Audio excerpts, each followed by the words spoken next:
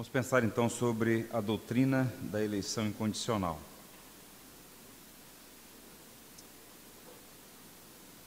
Eu queria ler com os irmãos Efésios capítulo 1, versos 3 a 6. Não vou fazer uma exposição do texto de Efésios, mas é um texto clássico que aponta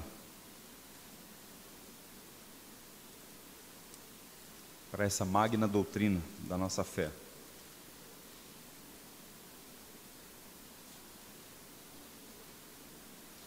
Efésios capítulo 1, a partir do verso 3.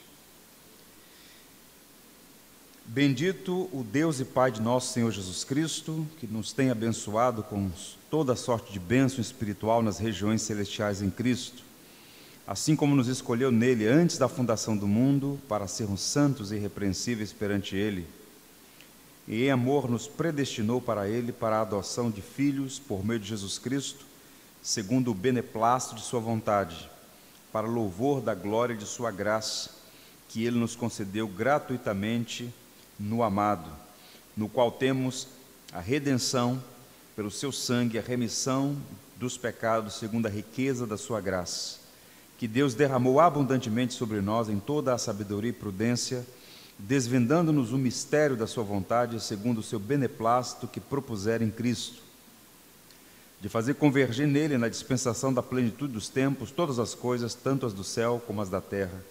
Nele digo, no qual fomos também feitos herança, predestinados segundo o propósito daquele que faz todas as coisas, conforme o conselho da sua vontade, a fim de sermos para o louvor da sua graça, nós, os que de antemão esperamos em Cristo, em quem também vós, depois que ouvistes a palavra da verdade, o evangelho da vossa salvação, tendo nele também crido, fostes selados com o Espírito Santo da promessa, o qual é o penhor da nossa herança, até o resgate de sua propriedade, em louvor da sua glória.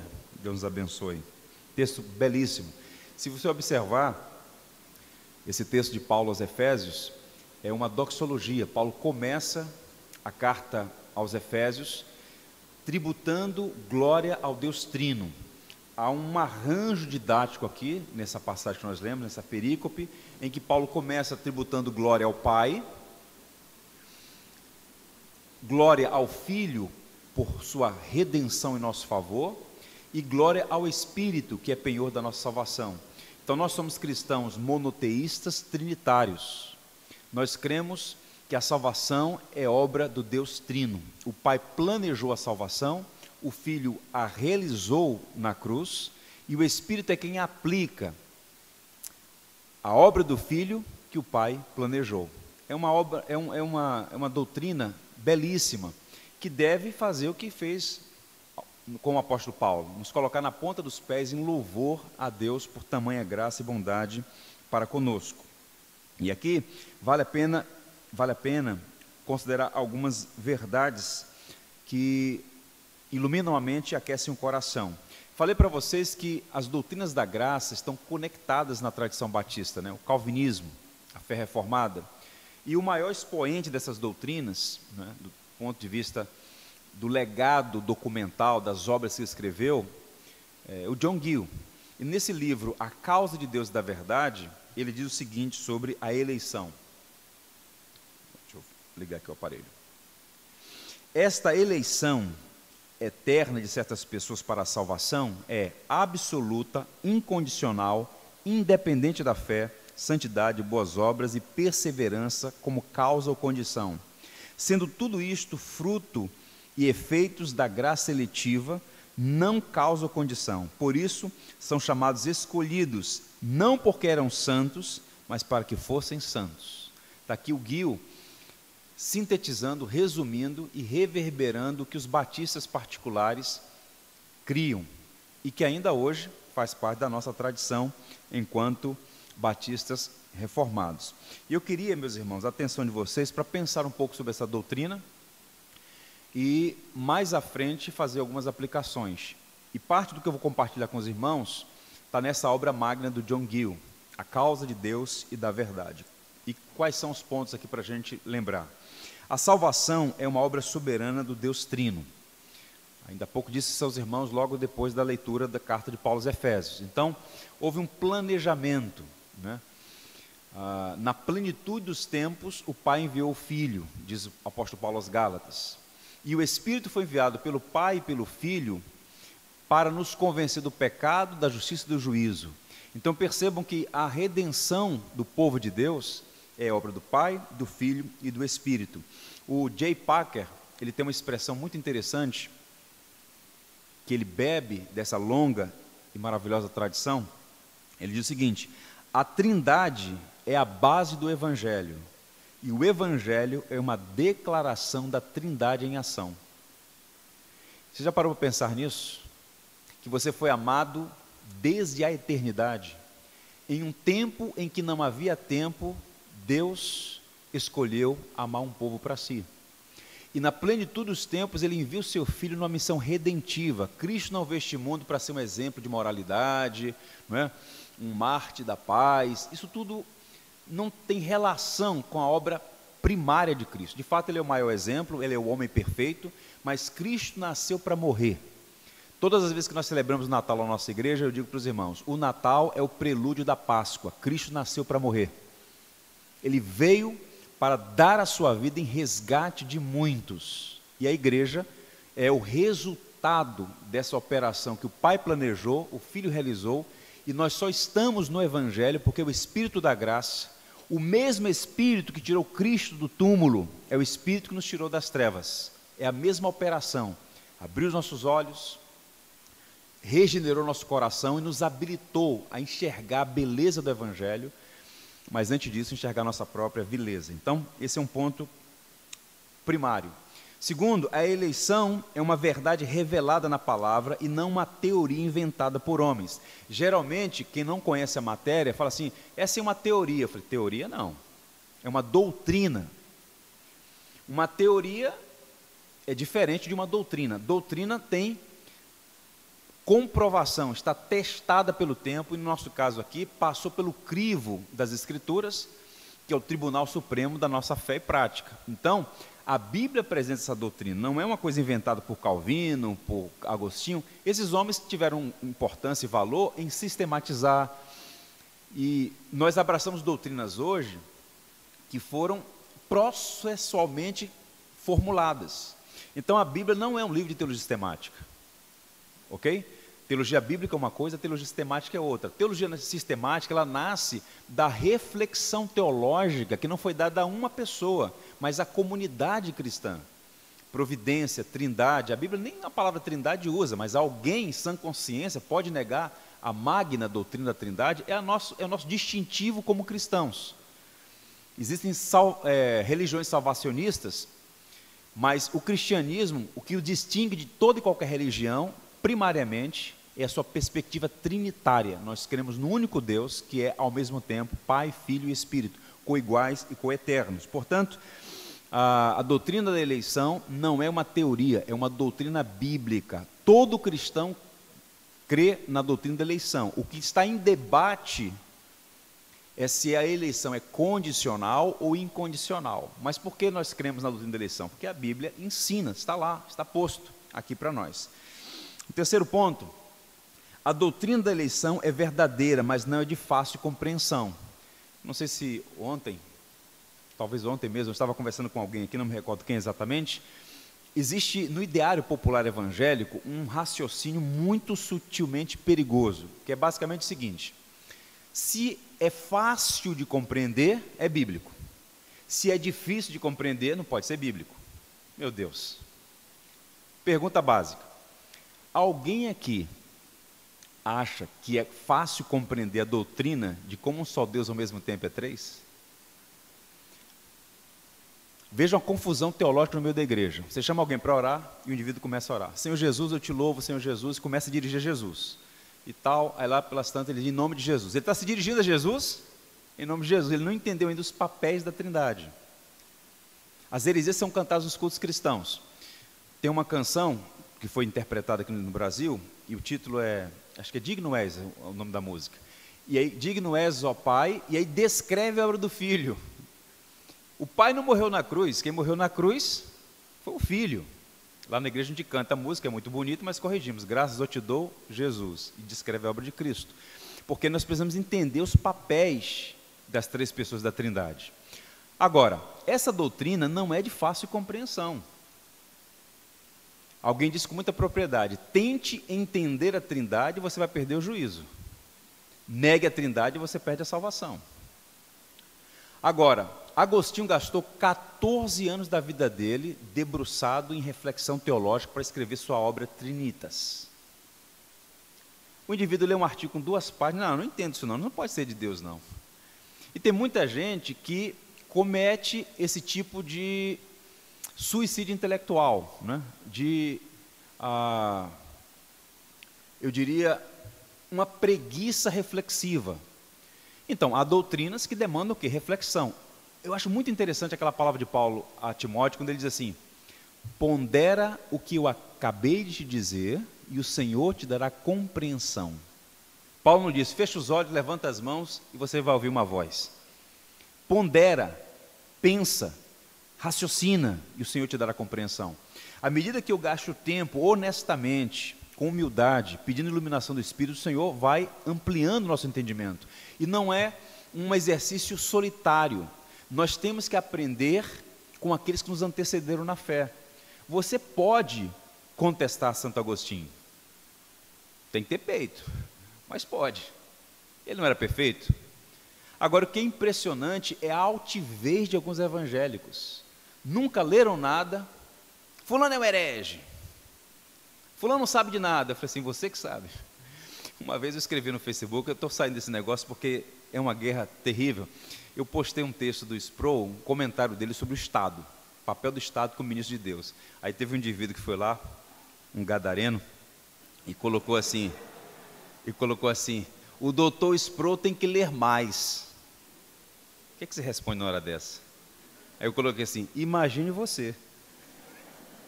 Sim, o Sproul tem que ler mais, agora imagine você. Então, assim, uma pedância muito grande. Então, não é porque é difícil de compreensão que não é verdadeiro. Então, sinal de alerta aí. Olha o que a Bíblia diz: Deus tem misericórdia de quem quer e também endurece quem quer. Tu, porém, me dirás, de que se queixa ele ainda? Pois quem jamais resistiu à sua vontade? Quem és tu, ó homem, para discutires com Deus? Porventura, pode o objeto perguntar a quem o fez, por que me fizeste assim? Não, mais claro do que isso. Agora, por quê? Nós cantamos o hino 377, não sei por que razão, né?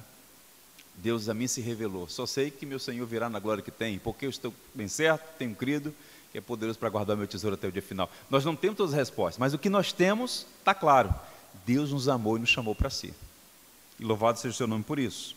Vejamos, esses são os pressupostos. Agora, vamos pensar aqui no autor da eleição. O texto de Efésios que eu li, aponta claramente nessa direção, né? Ele fala aqui, ó, Ele nos escolheu antes da fundação do mundo, para sermos santos e irrepreensíveis, nos predestinou. Toda a linguagem que está apontando para um autor, aquele que é de fato o planejador dessa redenção. No caso aqui especificamente, o nosso Deus e Pai. Escrevendo aos Tessalonicenses, Paulo diz: entretanto, devemos sempre dar graças a Deus por vós, irmãos, amados pelo Senhor, porque Deus os escolheu desde o princípio para a salvação, pela santificação do Espírito e fé na verdade. Percebam aqui, na contramão do que muitas pessoas fazem, Paulo não apresentava essa doutrina para ser objeto de debate frívolo. A doutrina da eleição deve levar a igreja à adoração. Ele diz, sempre devemos dar graças a Deus, louvar a Deus. Por que louvar a Deus? Porque Ele nos escolheu para si, porque Ele enviou o Seu Filho como nosso Redentor, porque apesar de nós, Ele insiste em nos amar, porque o nosso pecado, por mais vil que seja, não é maior que a graça do Senhor sobre nós. Então, deve desembocar em louvor e adoração. Nós o amamos porque Ele nos amou primeiro. Então, o autor da eleição é o nosso Deus trino. A veracidade, como é que nós podemos comprovar que essa doutrina é bíblica? Duas fontes. A primeira, a Escritura. A segunda, a tradição cristã. O testemunho, a nuvem de testemunhas. Os grandes e notáveis homens da história que subscreveram que confirmaram essa doutrina. Deixa eu passar rapidamente por alguns textos aqui do Novo Testamento. Olha só. Todo aquele que o Pai me dá, esse virá a mim, e o que vem a mim, de modo algum lançarei fora. E a vontade de quem me enviou é esta, que nenhum eu perca de todos os que me deu. João 6,39. Manifestei o teu nome aos homens que me deste do mundo, eram teus, tu nos confiaste e eles têm guardado a tua palavra. João 17,6. É por eles que eu rogo, não rogo pelo mundo, mas por aqueles que me deste, porque são teus. João 17,9. O João 17 inteiro, a oração sacerdotal, como via de regra é conhecida, é uma evidência de que realmente Deus tem um povo especial, não é? Há uma obra do Steven Lawson, que é baseada no Evangelho de João, em que ele apresenta as doutrinas da graça à luz do Evangelho segundo João. Agora vamos avançar do livro de João para Atos. Olha o que Lucas registra. Os gentios, ouvindo isso, regozijavam-se, glorificavam a palavra do Senhor e creram, quem? Todos os que haviam sido destinados para a vida eterna.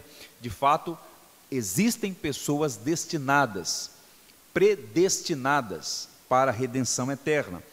Paulo aos Romanos, porquanto aos que de antemão conheceu, também os predestinou para serem conformes à imagem de seu Filho, e aos que predestinou, a esse também chamou, e aos que chamou, a esse também justificou, e aos que justificou, a esse também glorificou. Quem tentará acusação contra os eleitos de Deus? É Deus quem os justifica, os chamados elos da corrente dourada. E conhecer aqui não é fé prevista, conhecer aqui é aqueles a quem Deus se afeiçoou. A estes, então Deus aplica graciosamente o seu plano redentivo. E nós temos uma grande nuvem de testemunhas. Isso também conta muito. Por que razão? Porque observe, se eu professo uma doutrina que não tem respaldo histórico, que é contestada por homens mais santos, mais sábios, mais piedosos do que eu, tem algum problema. Agora, quando você confessa, à luz das Escrituras, eu reconheço a doutrina da eleição incondicional. Quem está ao meu lado? A pleiade dos gigantes é grande. Vamos começar aí. Você pega homens como Agostinho, Crisóstomo, Lutero, Calvino, Knox, Owen, Goodwin, Edwards, Whitefield, Martyn Lloyd-Jones, Sproul. Eram homens que não estudaram um artigo na internet. Homens que conheciam com profundidade as Escrituras, a tradição cristã, e que escreveram obras importantes, dialogaram com antagonistas nesse debate. Então, quando você se posta ao lado dessas doutrinas, você não está sozinho. Você tem aí a nuvem de testemunhas. E no circuito batista, como é que a gente contesta a fake news, que batistas não são calvinistas? Olha aqui, Spielberg, Knowles, Kiffen, Kitt, Gill, Abraham Booth, Spurgeon, John Daggy, Boyce, Adoniran Judson, Carey, Brodus, Russell Shedd.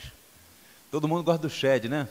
Aquele pastorzinho manso, falando, fala aqui, fala acolá, mas quando descobre que Shedd era calvinista, que coisa! Pois era dos bons, fez um trabalho muito importante de disseminação do Evangelho em nosso país. Portanto, há uma veracidade dessa doutrina à luz da Escritura e da tradição da Igreja. A natureza da eleição, que significa a doutrina da eleição incondicional. Vejamos, ela é incondicional, o verso 1,4 mostra claramente isso aí, né? Foi Deus quem tomou a iniciativa, não foi uma fé prevista, né? A fé é um dom de Deus, então a salvação de fato pertence ao Senhor. Todos quantos foram destinados para a salvação creram, é o que está sendo dito aí. A eleição não é o resultado da fé, mas a causa dela. Se você tem fé em Cristo, isso é uma prova de que você recebeu esse selo, essa manifestação da graça de Deus. Deus não nos escolheu porque éramos santos, mas para sermos santos. Deus não nos escolheu por causa das boas obras, mas para andarmos em boas obras, as quais Ele preparou de antemão. Deus não nos escolheu por causa da nossa obediência, mas para que fôssemos obedientes à sua lei, como sinal de gratidão e afeição a Ele. Portanto, a eleição é incondicional. Um outro ponto, a eleição é para um relacionamento pessoal com Deus. e em amor nos predestinou para Ele, para a adoção de filhos, por meio de Jesus Cristo, segundo o beneplácito da sua vontade. Nos predestinou para Ele. A eleição é para trazer de volta para si um povo. Nós somos chamados para essa relação com o Senhor. É muito interessante quando Jesus chama os 12, eu estou fazendo uma série de exposições no Evangelho de Marcos lá na igreja, e no capítulo 3, o texto diz que o Senhor Jesus Cristo chamou os que Ele mesmo quis para estar com Ele, e em seguida Marcos descreve a missão. Então a vocação é a soberania de Deus, selecionando pessoas primariamente para estar com Ele. Então Deus não é uma tese, Deus é uma pessoa com a qual nos relacionamos por meio de Cristo. Então nós precisamos ter boa doutrina, boa teologia, mas lembremos sempre, o cristianismo não é uma religião filosófica. O cristianismo, embora tenha proposições, a fé cristã é o poder de Deus salvando pessoas e colocando-as num relacionamento correto com o seu Criador. Deus ama ser amado, né? Então é para o relacionamento que nós somos chamados. Fundamento da eleição, olha só: para o louvor da glória de sua graça, a qual Ele concedeu gratuitamente no amado, né? Então nós fomos eleitos em Cristo, todas as bênçãos espirituais que nós temos residem na pessoa de Cristo. Ele é a fonte primária da graça de Deus sobre nós. Não há salvação fora de Cristo, não há outro nome pelo qual importa que sejamos salvos. O fundamento é Cristo, e somente Cristo. Agostinho, na obra dele, em 2 volumes, né, publicado em português, Graça 1, Graça 2, ele diz algo extraordinário. Olha só que coisa linda, uma oração de Santo Agostinho: Senhor, tua palavra, tua graça é livre, visto que não é merecida nem conquistada. É indispensável, pois é a condição sine qua non da salvação. É preveniente, pois deve vir antes do pecador se recuperar. É irresistível, porque cumpre o propósito de Deus em dá-la. Ó soberano Deus, reconheço que a tua graça é infalível, porque a sua liberação é sem falha. Coisa linda. Enaltecendo a graça de Deus. Inclusive Agostinho é chamado de o doutor da graça. Então, o fundamento é a obra de Cristo, a fonte é a graça. Calvino trabalhava com essas categorias: fonte, base, meio e fim. Era uma maneira de trabalhar teologia a partir do método escolástico, muito interessante. Eu sugiro a vocês lerem mais sobre isso. E aqui uma ilustração. Eu tirei essa foto é em Washington, tem uma série de memoriais. O primeiro deles é o memorial da Segunda Guerra Mundial. Aí você tem aquela avenida, aquele espelho d'água que dá no Memorial Lincoln, e de um lado e de outro, esquerda e direita, você tem vários memoriais da Primeira Guerra, da Guerra do Coreia, várias guerras com as quais os americanos se envolveram. E essa foto é o memorial da Guerra da Coreia. Então você tem um lago, que eles chamam de Lago do Esquecimento, em frente tem esse mural com essa frase, e algumas estátuas de soldados que lutaram na Guerra da Coreia. E essa frase é interessante porque diz o seguinte, numa tradução livre: a liberdade não é grátis. E o que é que esse memorial está sugerindo? Que a Coreia do Sul, né, que é uma potência tecnológica, de liberdade e tal, ao contrário do Norte, para que a Coreia fosse o que é hoje, pessoas tiveram que dar a sua vida. A liberdade não é grátis. Então, quando nós pregamos o evangelho da graça, salvação pela graça, é de graça a nós, mas custou um alto preço, como nós cantamos ontem, ao Filho de Deus. Ele teve que dar a sua vida em resgate, não é? Ninguém atirou, ele voluntariamente a deu. Ele disse para Pilatos, Pilatos na sua empáfia: abre a boca, te defende que eu tenho poder para te soltar. E Jesus disse para Pilatos: nenhuma autoridade você teria sobre mim se do céu não te fosse dada. Ninguém tira a minha vida, eu voluntariamente a dou. Ele escolheu morrer em nosso lugar, para que a salvação, que custou um alto preço para ele, fosse gratuita a nós. Por isso Paulo fala da eleição gratuitamente no amado. Isso é lindo e é verdadeiro. Observe, o livro da vida do Cordeiro que foi morto desde a fundação do mundo. Embora Cristo tenha entrado na história, na chamada plenitude dos tempos, na perspectiva de Deus, que está fora do tempo, o Cordeiro foi morto antes da fundação do mundo. É algo lindo mais do que lindo, emocionante, encorajador, nos inspira a fé. O tempo da eleição, aí Paulo falando aos Efésios, de Cristo amou a igreja, assim mesmo se entregou por ela, texto lindo também. E qual é o tempo da eleição? Olha só, antes da fundação do mundo. Isso é tão profundo, tão extraordinário. Existem coletâneas de pregação de Spurgeon, que são assim, muito instrutivas, encorajadoras. E tem um sermão do Spurgeon sobre a doutrina da eleição, salvo engano, acho que a Fiel publicou no opúsculo, um livreto.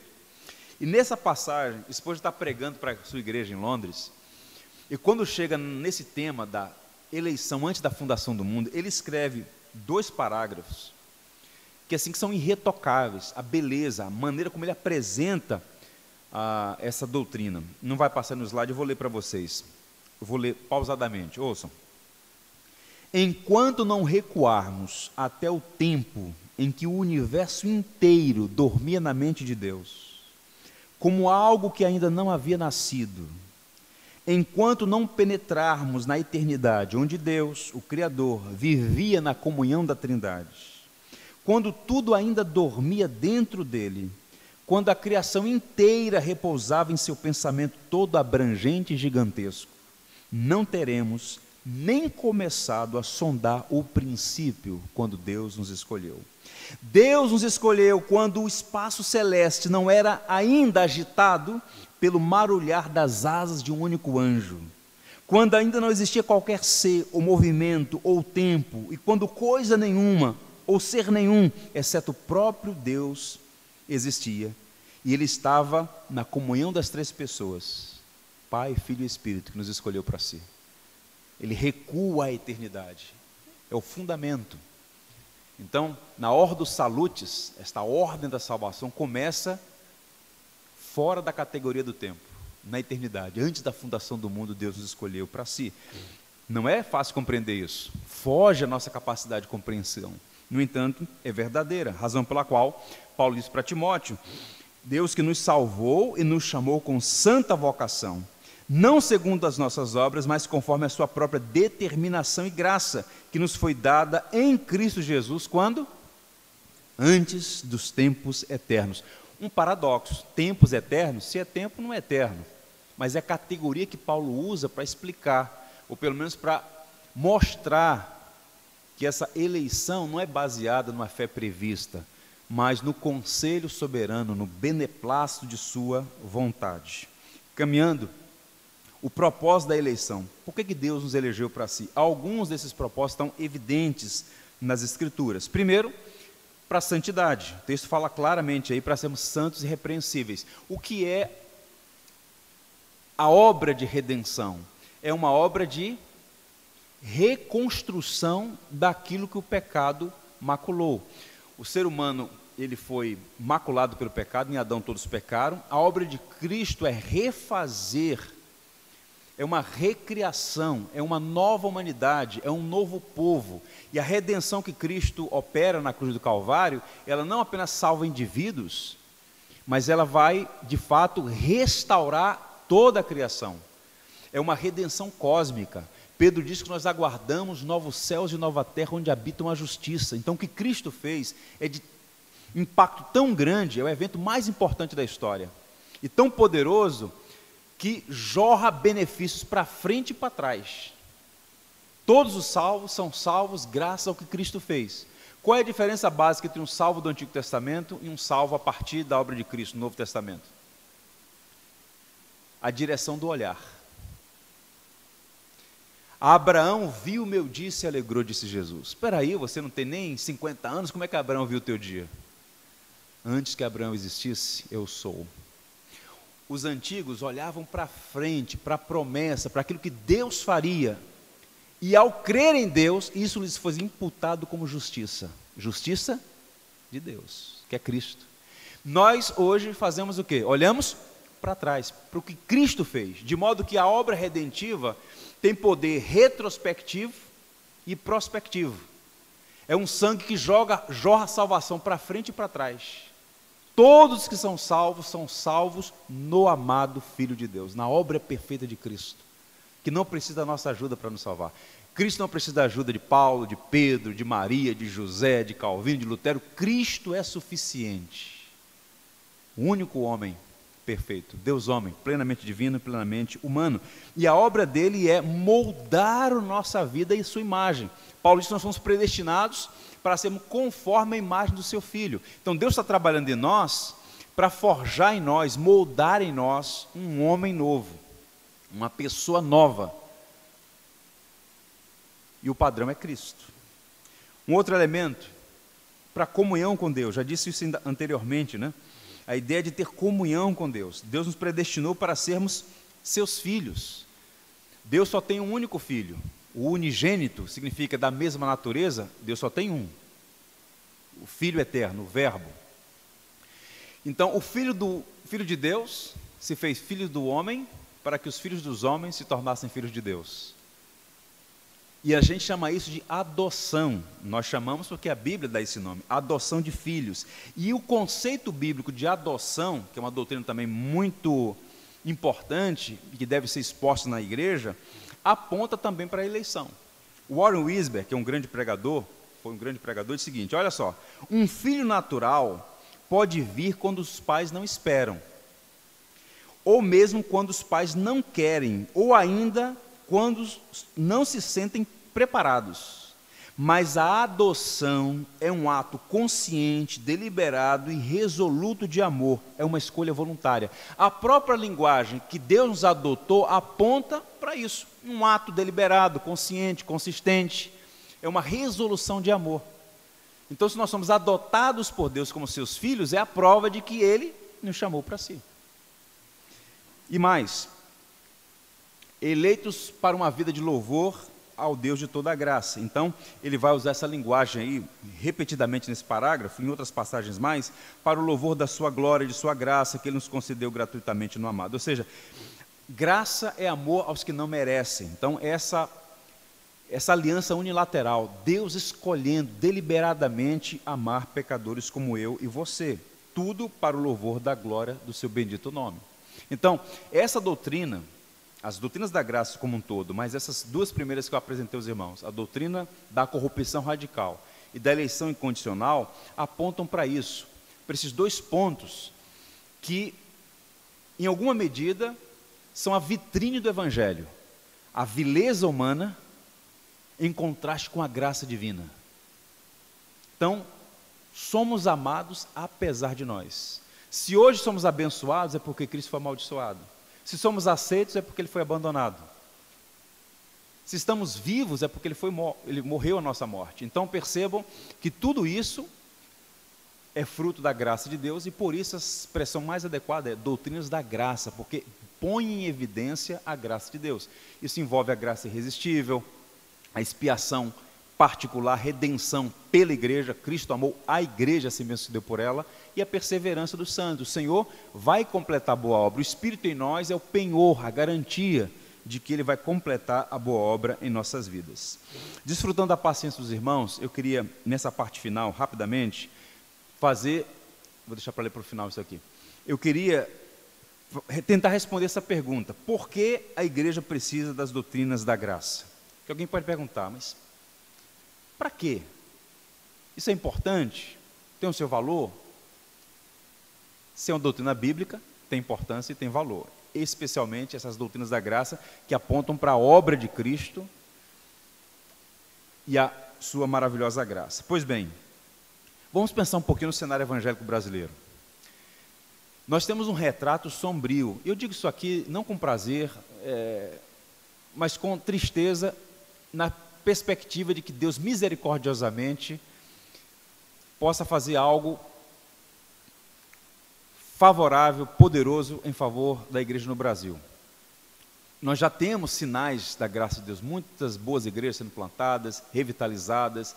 O próprio movimento reformado no Brasil é um sinal da misericórdia de Deus em favor da igreja no Brasil. Mas percebam, o quadro geral não é bom. Eu chamo de retrato sombrio. Veja aí, uma igreja teologicamente confusa, moralmente fraca, socialmente inoperante, espiritualmente decadente. O problema hoje não é simplesmente a quantidade de heresias em circulação, é que as pessoas não percebem. O indivíduo é capaz de elogiar um sermão do Hernando Dias Lopes e, ao mesmo tempo, elogiar um sermão, se é que é sermão, do R.R. Soares. Não tem como. É uma confusão. No mesmo culto, tem fogo descendo do céu, chuva descendo do céu. Né? Na liturgia, uma bagunça. E as heresias sendo cantadas com muita animação. É confusa a igreja evangélica brasileira. Então, o pelagianismo faz muito bem na casa evangélica no Brasil. Uma igreja confusa, moralmente fraca, o escândalo do comportamento evangélico. Eu tenho amigos empresários que dizem, pastor, eu não emprego evangélicos, são os piores. Dão trabalho, chegam atrasados, falam mal do patrão, cria problema com o funcionário, é um horror. A doutrina não impacta a vida. Paulo diz para Tito que o comportamento deve ornamentar a doutrina. Aquele que diz estar nele deve andar como ele andou. Você deve ser um ícone na sociedade de integridade, de ética, de moral, se ensina ou não, comprou, pagou, respeitoso, gentil, amável. O evangelho tem que mudar a nossa vida. Então o indivíduo vem para a igreja, ele se torna membro da igreja, ele participa da ambiência da fé, ele até assimila sistemas doutrinários, mas continua a mesma pessoa, é cáustica, é confusenta, complicada, coração amargurado. Meu irmão, você tem que ser uma carta lida por todos os homens, você tem que ser o bom perfume de Cristo. E não é isso que a gente está vendo, grosso modo, na igreja evangélica. Socialmente inoperante em que sentido?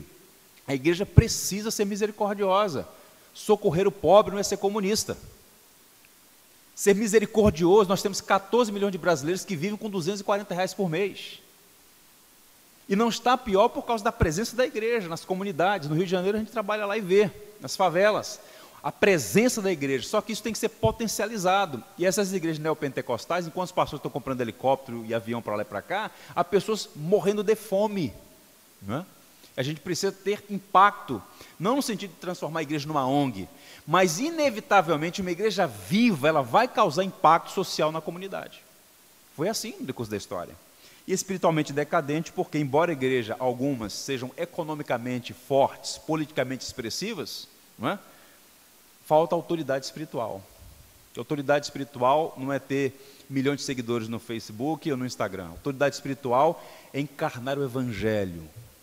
É como disse Paulo, viver Cristo, né? E a gente precisa disso aí. Bem, vejamos aqui por que essas doutrinas são importantes. Primeiro, a igreja precisa de doutrinas da graça para fortalecê-la em tempos de frouxidão moral. Essas doutrinas vão causar impacto no aspecto comportamental, ético, moral. Veja o que Paulo diz aos Romanos. Não está aí não, mas eu vou ler para os irmãos. Que diremos, pois? Permaneceremos no pecado para que seja a graça mais abundante? De modo nenhum. Como viveremos ainda no pecado nós, o que para ele morremos? Então, a gente precisa entender isso. No Éden, Deus disse a Adão, obedeça ou morra. Ele desobedeceu e morreu. No jardim do Getsêmani, Deus disse a Jesus, obedeça e morra. E ele morreu, como resultado da sua obediência à ordem do Pai. Qual o propósito? O propósito foi para que nós vivêssemos o padrão de Deus.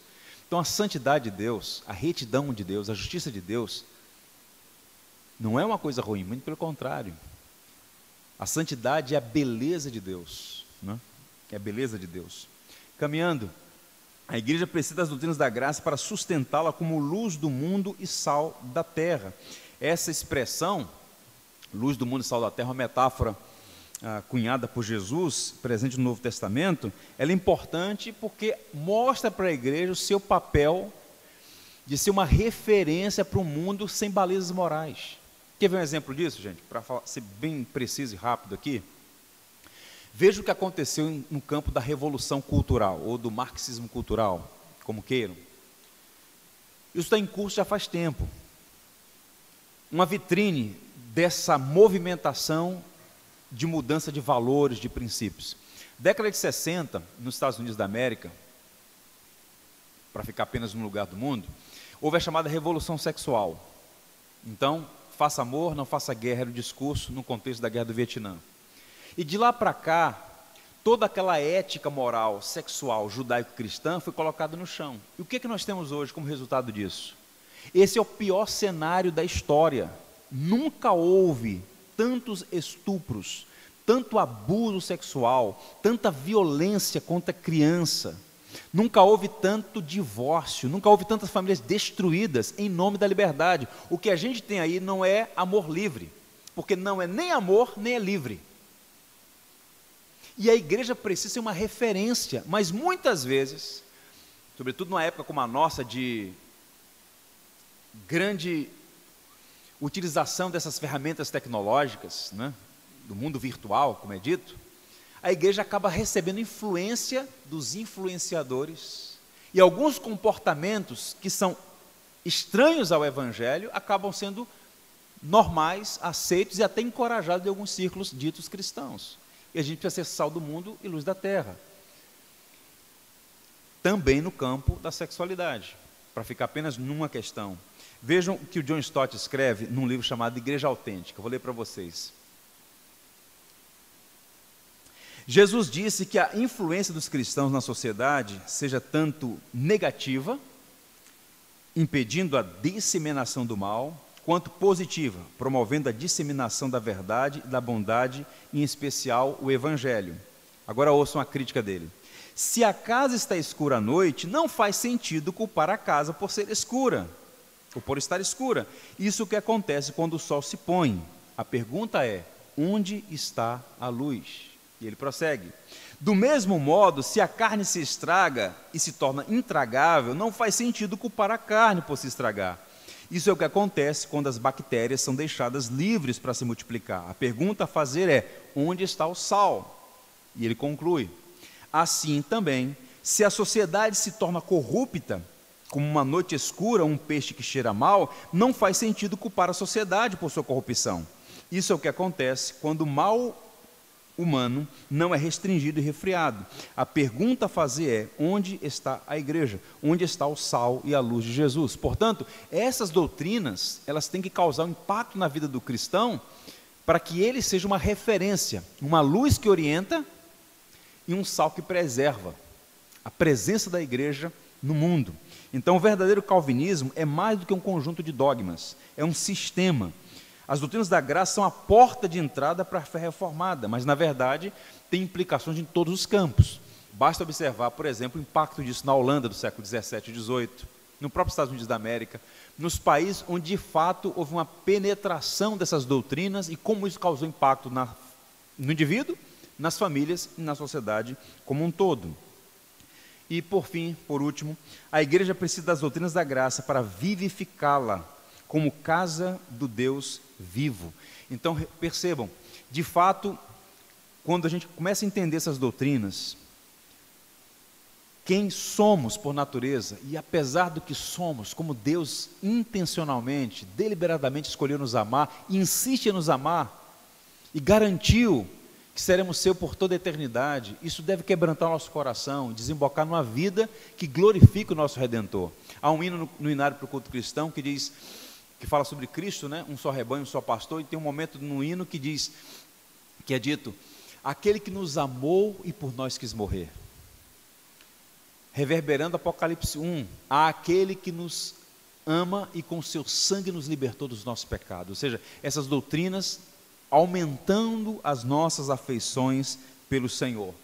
Então, finalizando, a doutrina da graça, conforme os reformados apresentam, e os batistas de igual modo, ela primeiro encoraja a piedade, elas incentivam a santidade, fortalecem o evangelismo e inspiram a adoração ao Senhor. Então é um contrassenso, um cristão, em particular um cristão de perspectiva reformada, altivo. Se você hoje entende melhor essas doutrinas, mais do que um parente seu, mais do que um amigo de outra comunidade de fé, outra igreja, não é porque você é mais inteligente, é porque de alguma maneira Deus abriu seus olhos para compreender. Então, humildade, incentiva a santidade. Você não é salvo pelo que faz, mas se você é salvo, você é um praticante de boas obras, salvos pela graça para as boas obras. Fortalece o evangelismo. As grandes missões foram realizadas por essa base, tendo esse fundamento. Aqueles que são do Senhor haverão de ouvir o seu chamado e se render a Cristo. Não, fortalece o evangelismo. Tente imaginar se você fosse convidado para pregar para as pedras. Imaginou? É basicamente o que Deus chamou a gente para fazer, pregar para um coração duro. Mas por que eu posso pregar para um coração duro? Porque eu sei que entre esses corações duros, há alguns que o Espírito vai pegar ali com o bisturi da palavra, remover a pedra e colocar um coração de carne. William Carey foi para as Índias justamente com essa mentalidade. Mas por que você vai pregar entre os pagãos? Vou pregar entre os pagãos porque o Senhor tem gente ali. E se aprover ao Senhor salvar, o Senhor vai salvar. Mas a pregação é o veículo para infundir a fé salvadora. A fé vem pelo ouvir e ouvir a pregação. Então, a doutrina da graça, ela incentiva a evangelização. E nós devemos pregar o evangelho na esperança, na expectativa de que o Senhor chame os que são seus. Inspira adoração, que é uma igreja reunida no domingo de manhã. É um povo redimido, adorando o Deus Trino, Pai, Filho e Espírito, por sua obra em nossas vidas. Vamos ler juntos? Romanos 11, versos 33 a 36. Paulo chega ao ápice dessas doutrinas na carta aos Romanos, e ele encerra com adoração. Ele diz assim, vamos juntos? Ó profundidade da riqueza, tanto da sabedoria como do conhecimento de Deus, quão insondáveis são os seus juízos, e quão inescrutáveis seus caminhos. Quem, pois, conheceu a mente do Senhor? Ou quem foi o seu conselheiro? Ou quem primeiro deu a ele para que lhe venha a ser restituído? E ele conclui, porque dele e por meio dele e para ele são todas as coisas, a ele, pois, a glória eternamente. Amém. Amém? Vamos ficar em pé, vamos agradecer a Deus.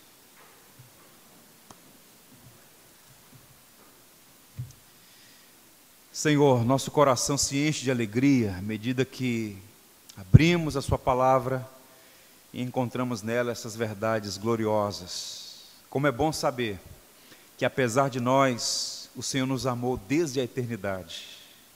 Nos amou tão intensamente que na plenitude dos tempos enviou o seu Filho para ser o nosso Redentor. Obrigado pelo teu Espírito que abriu os nossos olhos, regenerou o nosso coração e nos habilitou a voltar para o Senhor. E aqui nós estamos como fruto desta graça bendita e maravilhosa. Ajuda-nos a viver de modo digno do Evangelho, como arautos da graça, arautos do Evangelho, mostrando ao mundo que Cristo é a nossa única esperança.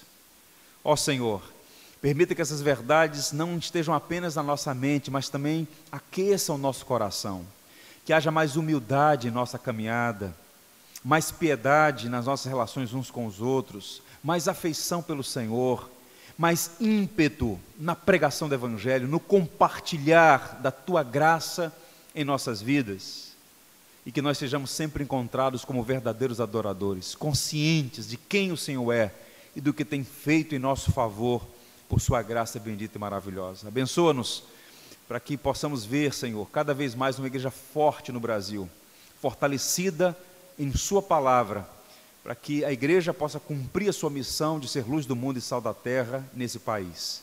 Permita que de norte a sul, mais igrejas, mais púlpitos sejam fortalecidos, por meio da pregação do Evangelho, das insondáveis riquezas de Cristo, nosso Senhor e Salvador, por meio de quem nós oramos. Amém.